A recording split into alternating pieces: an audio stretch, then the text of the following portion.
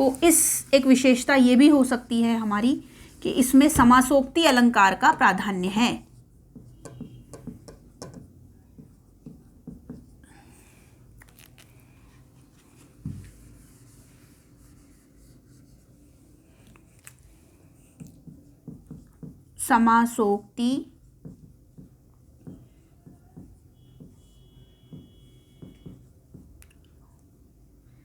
समासोक्ति अलंकार का प्राधान्य क्या है? समासोक्ति अलंकार का प्राधान्य। इसमें समासोक्ति अलंकार का प्राधान्य है। आत्मा को नायक बताया है, परमात्मा को नायिका बताया है, इसलिए कौन सा अलंकार है? समासोक्ति अलंकार है। और आचार्य रामचंद्र शुक्ल ने तो, ये बात यहाँ ध्यान रखने योग्य है कि आचार्य रामचंद्र शुक्ल ने तो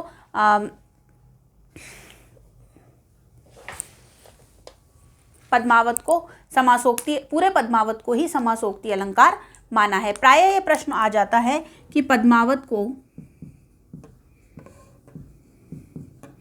समासोक्ति किसने माना है? किसने माना है? आचार्य रामचंद्र शुक्ल ने, है ना। पद्मावत को क्या माना है? समासोक्ति। अगली इनकी विशेषता है सूफी काव्यधारा की वियोग श्रृंगार का वर्णन। वियोग रस की प्रधानता है और वियोग श्रृंगार का वर्णन। पद्मावत में तो पूरा एक खंड है नागमती वियोग वर्णन खंड। उसमें नागमती, जब जो राजा रत्नसेन है, राजा रत्न सिंह है, वो पद्मावती की प्राप्ति के लिए सिंघल द्वीप जाता है, तो पीछे से नागमती जो वियोग करती है वो, उस पर वो पूरा खंड आधारित है। और जो सूफी काव्य परंपरा है उसकी एक बहुत ही महत्वपूर्ण विशेषता ये है कि उसमें किसका वर्णन मिलता है? वियोग श्रृंगार का वर्णन मिलता है। तो कभी ऐसा प्रश्न आ जाए, वह काव्यधारा जिसमें वियोग श्रृंगार का अतिशय वर्णन मिलता है, तो कौन सी काव्यधारा होगी? प्रेमाश्रयी काव्यधारा या सूफी काव्यधारा। अब अगली हम चलते हैं, बहुत ही महत्वपूर्ण इसकी विशेषता, खंडन मंडन की प्रवृत्ति।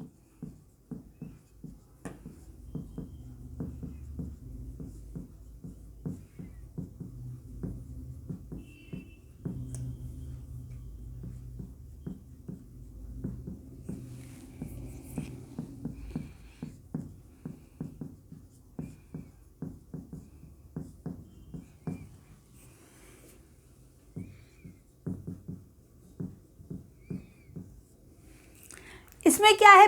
संत काव्य परंपरा में खंडन और मंडन, मतलब जो पाखंड हो रहा था उसका खंडन किया जा रहा था, और जो असलियत थी, जो सच्चाई थी, उसका क्या किया जा रहा था? मंडन किया जा रहा था।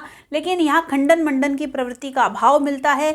यहाँ के जो कवि, जो रचनाकार हुए हैं, वो सिर्फ अपने काव्य पर महत्वपूर्ण बल देते हैं और उस प्रवृत्ति का अभाव पाया जाता है और वस्तु वर्णन की अधिकता मिलती है।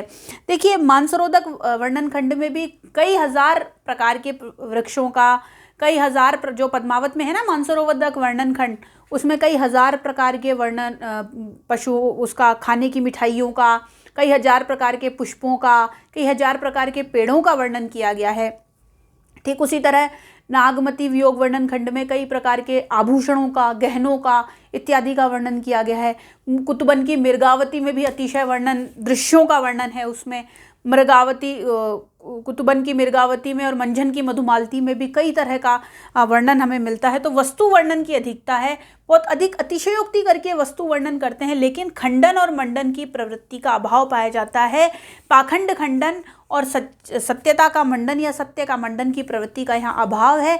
यहाँ के जो कवि हैं वो प्रेम और के आधार पर ही अपने विषय वस्तु की रचना करते हैं, और प्रायः खंडन मंडन की प्रवृत्ति का अभाव इसमें मिलता है। मतलब इसमें कुरीतियों का खंडन और मंडन नहीं किया गया है, कुछ भी इसमें नहीं किया गया है, और वो सिर्फ केवल अपने विषय तक सीमित रहे हैं कवि, और वस्तु वर्णन की इसमें अधिकता पाई जाती है। अगला महत्वपूर्ण टॉपिक है जो इसकी विशेषता है, कथानक रूढ़ियाँ।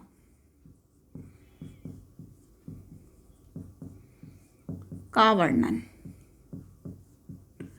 इसमें कथानक रूढ़ियों का वर्णन मिलता है, या इसको एक तरीके से और भी बोल सकते हैं कि कथा संगठन का प्रभाव। कैसे मिलता है वो बता देती हूँ आपको, कि जैसे हीरामन तोता उसको कथा सुनाता है ना, फिर धीरे धीरे इनका जो काव्य है वो प्रबंधात्मक काव्य है, चाहे वो पद्मावत हो, चाहे वो मिर्गावत हो, चाहे चंदायन हो, चाहे और भी कोई अंगद पैज वगैरह, ये सब कथानक रूढ़ियों का इनमें वर्णन मिलता है। शिव पार्वती उनको आशीर्वाद देते हैं। कथा एक ये कह सकते हैं कि कथा एक फ्लो में, एक बहाव के साथ चलती है। आचार्य विश्वनाथ ने कहा था कि जो महाकाव्य होता है उसकी एक विशेषता ये भी होती है कि वह गाय के पूंछ के समान उसका संगठन होना चाहिए।